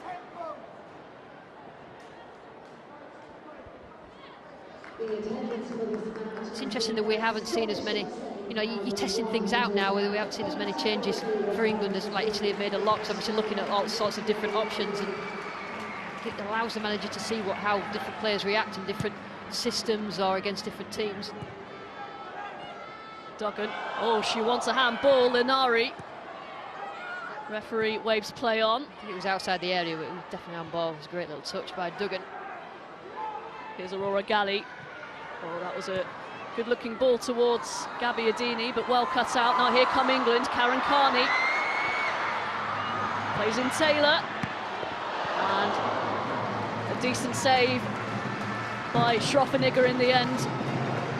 Just needed a little bit more on it. I mean, it's a terrific run from Karen Carney, but good first-time strike. Just needed a bit more on it, and it would have easily passed the keeper. Good positioning though. Jodie Taylor gets herself out wide, ready to be slipped into it. Alex Greenwood taking over set-piece duties. She's got a very good left foot on her. It's a good delivery towards the back post. Trickles wide off Carney.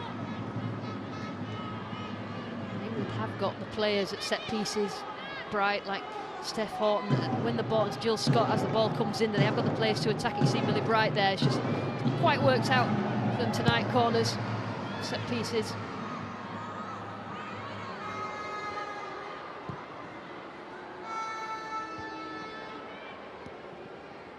Here's Nobbs. It's funny that one of the few times that England have been direct tonight, they got the goal from it. Yeah, perhaps a little bit too intricate at times, especially against this sort of opposition. Scott. Now Farrell Williams. She can unpick a lock.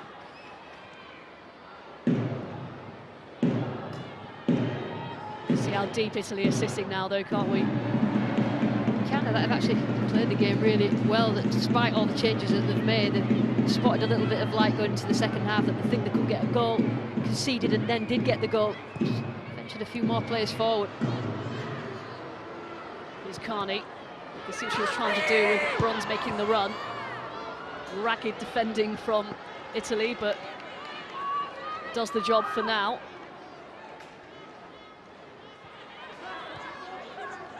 Here's Williams. Now Nobbs. Not quite on the same wavelength as Jodie Taylor. Here's Gamma for Italy. Allowed to come very far, over the halfway line. There's a decent little ball over the top for Gabby Adini, who manages to keep it in, but no one in the box to take advantage of her efforts. She's done well since she's come on down that right-hand side and created a couple of things, particularly the goal for Italy. That's cushioned header down by Taylor. Here's Carney. A few options. Can't find Greenwood. Opts to find Jill Scott. Here's Farrell Williams. Oh, a teasing shot. Oh, wide. What an opportunity for Toni Duggan to put England back into the lead. And that was terrific from Farrell Williams. You will know what you're going to get from her when she strikes it like that, but just composure. Toni Duggan, she just tries to blast it when she just needed to place it. Caught the goalkeeper off guard there. It was possibly moving from Williams. Do you think Duggan perhaps thought she might have been offside? Well, I just think she thought, I'm going to score here, and she was going to blast it, and it just a little bit more composure needed. Nobbs has lost it. She gets it back though. Duggan up ahead. She finds Bronze. Now Scott. Italy look a tiny bit open here. Excellent pass by Scott into Duggan. Still going Toni Duggan. Bronze! Well, she smashed it, but it's gone so wide. It's gone out for a throw-in. Yeah, it wasn't really across that, was it? It was a strike on goal, but again, Toni Duggan gets herself in behind, shouts a handball from the Italians here, but she does well, gets it in the middle, comes to Lucy Bronze, and she's completely out with that, she knows. She does tend to score important goals, Lucy Bronze, of course, in the World Cup, and also scored the goal that effectively put them through to the semi-finals of the Champions League as well. Such a key player for England. I always say when I see a player that she could play in any position and probably be the best at it. Just athletic, positive, front foot, technically very good as well. Another change for Italy. And it's Bartoli, who's had a busy evening here at Vale Park. Very organised at left back though. I've run out of space on my sheet for all these Italian substitutions. Lisa Boattin coming on, 19-year-old. Getting a little bit of experience.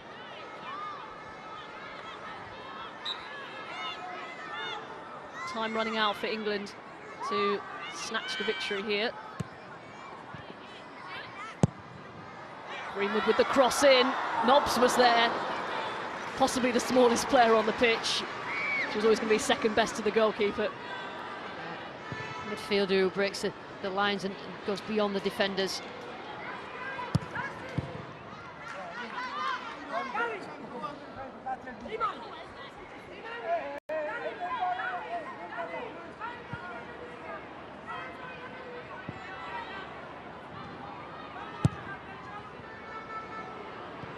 That's given away. Here's Gabbiadini. Come Italy. It's back. They're on the overlap. An early touch for Boateng. Cleared by Horton. But the flag is up. Offside. It's time for Lucy Ward's player of the match. Who are you going to pick this time? Well, there's notable mentions for a few players. Jill Scott, Karen Carney, Jodie Taylor obviously scored the goal, but I think Jordan Nobbs gets player of the match for me, just because, you know, she's the impetus going forward. She's like a bottle of pop. She's fizzy. She wants to get, you know, front foot, create things, but she can also defend as well. And you know, she's done well, and she's been the root of everything probably going forward for England, particularly first half.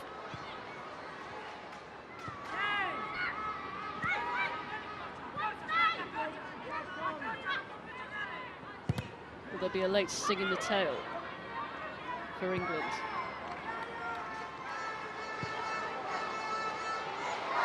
Still finely poised for either side to snatch a winner here. Greenwood gives the ball away.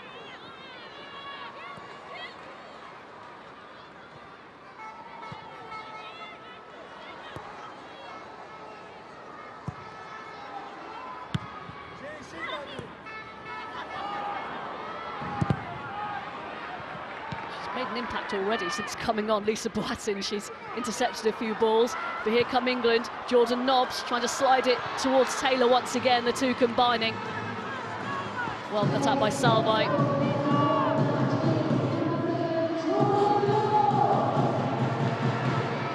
Here's Karen Carney.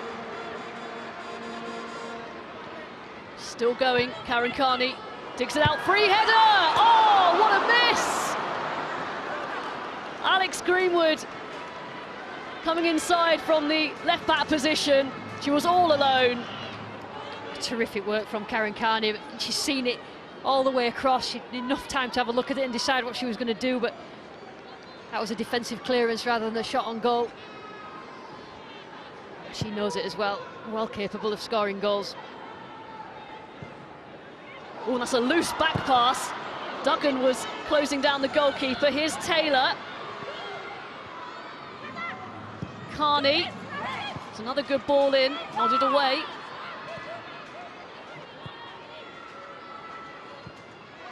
Oh, and that's a nasty challenge from Bronze. Silly player down, just getting to her feet. Here's Gabbiadini for Italy. Chenoya, the goal scorer, gets it back. Bonetti.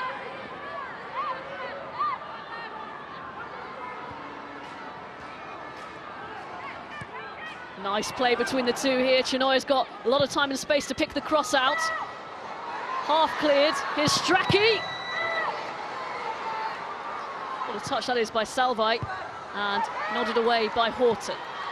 Game really opening up here in the final exchanges of this second half. Here's Carney towards Duggan. Play on, says the referee, playing advantage. Might fall here for Jodie Taylor. They just got each other's way there, Carney and Alex Greenwood. Greenwood overruns it. And there's an England player down here. Duggan, I think, she just took a knot, and she tried to hold the ball up. The referee played advantage. You see here, just caught a foot. I think she's all right. She's going to get up, probably ankle. The referee acknowledged it was a foul, but waved the advantage.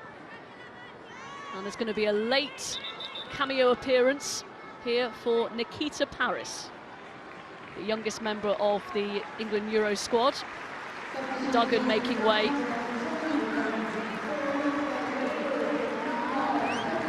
So Paris scored 3 goals in qualifying, helping England to the Euros.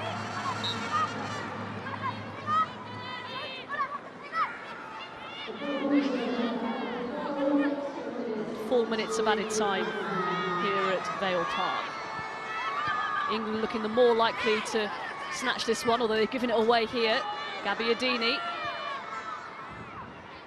Oh, neat turn away by Galli. Now Strachey. Challenged by Horton. Horton with the header.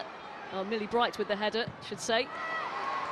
Italy away by Bronze. Sorry, Robin, but Italy have just grown in confidence as the game gone on, despite making all the changes.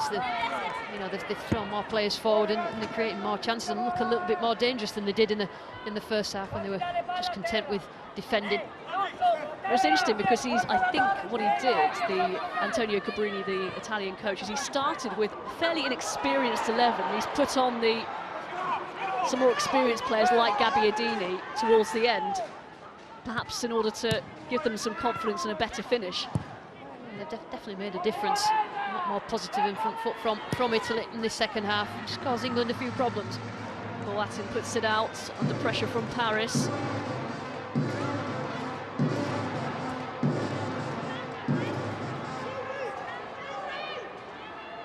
There surely will be one last chance for England. Here's Taylor, the goal scorer. Carney out for a corner kick.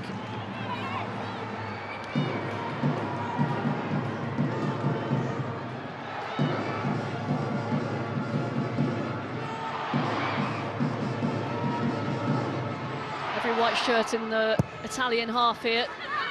It's up towards Greenwood. But again, got in each other's way. Nobbs is furious. Back in here, Scott goes for the spectacular. Italy put it back into their own penalty area. Finally, it's cleared. Nobbs manages to keep that in play. Here's Horton. Scott's got some time and space. Carney in behind the defence here. Decent looking ball in. Greenwood again, just over her head. Just needed a shout from Jodie Taylor then. Alex Greenwood. Here is Greenwood. Oh, what a cross that was, excellent. Carney can't keep it in. That was a really good teasing cross from Greenwood, but no one there to put it in. Yeah, right across the face of goal. Alex Greenwood, she's all about, she whips it in, hoping somebody, attacker, defender, anybody gets on the end of it. She just evades everybody. That's exactly where you want it though, isn't it? Well, it is, because you can force defenders to score an own goal as well, and it's a terrific bomb. Just couldn't get someone on the end of it. Bronze lifts it towards Scott, good touch. Here comes Jill Scott. Plays it in, Strachey. And Schroffenegger takes no chances on the back pass and clears her lines. Gabbiadini. Sabatino to run onto this, here's Horton. See both sets of players are looking a little bit leggy now, and you can see the Italian side are starting to make a few more mistakes, which England will try and capitalise on. That's cut up by Linari. Oh, given away again. Here's Nobbs. Oh, that was a good-looking ball towards Paris. Good idea, but again cut out by the Italian defence. Gabbiadini will try and latch onto this one. She does so.